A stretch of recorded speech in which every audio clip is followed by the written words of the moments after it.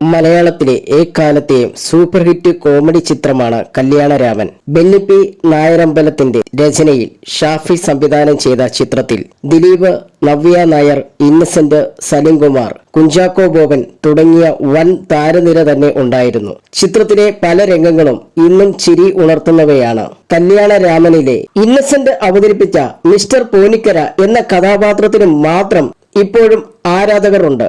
എന്നാൽ സിനിമയുടെ കഥ ആദ്യം കേട്ടപ്പോൾ തനിക്കിതിൽ പ്രത്യേകിച്ച് ഒന്നും ചെയ്യാനില്ല എന്നാണ് ഇന്നസെന്റ് ചേട്ടൻ ചോദിച്ചത് എന്ന് സംവിധായകൻ ഷാഫി പറയുന്നു. പോനിക്കരയുടെ ഓരോ സീനും ഇന്നസെന്റ് ചേട്ടൻ മികച്ചതാക്കുകയായിരുന്നുവെന്നും ഷാഫി പറയുന്നു.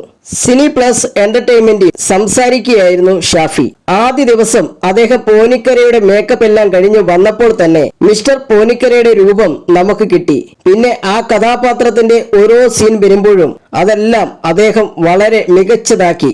ഉദാഹരണത്തിന് ആ സിനിമയിൽ ഒരു ഉരുളി പൊക്കുന്ന സീനുണ്ട്. അത് പൊക്കാൻ ശ്രമിച്ചിട്ട് വെറുതെ ആയില്ല. ഈ പണ്ടാരം ഇതിനകത്ത് കിടന്നിട്ടല്ലേ എന്ന് പറഞ്ഞ് ഒരു താലമെടുത്ത് എറിയുന്നുണ്ട്. ഇത് നമ്മൾ ആ ഷോട്ടിൽ എടുത്തുകൊണ്ടിരിക്കുമ്പോൾ അദ്ദേഹം കയ്യിൽ നിന്നും ഇട്ടതാണ്. അതിനകത്ത് അങ്ങനെ ഒരു താലം കിടക്കുന്നത് ഷോട്ട് എടുക്കുമ്പോൾ ഞങ്ങൾക്ക് അറിയില്ലായിരുന്നു. ആ സ്പോട്ടിൽ അദ്ദേഹം ചെയ്തതാണ്, ഷാഫി പറയുന്നു.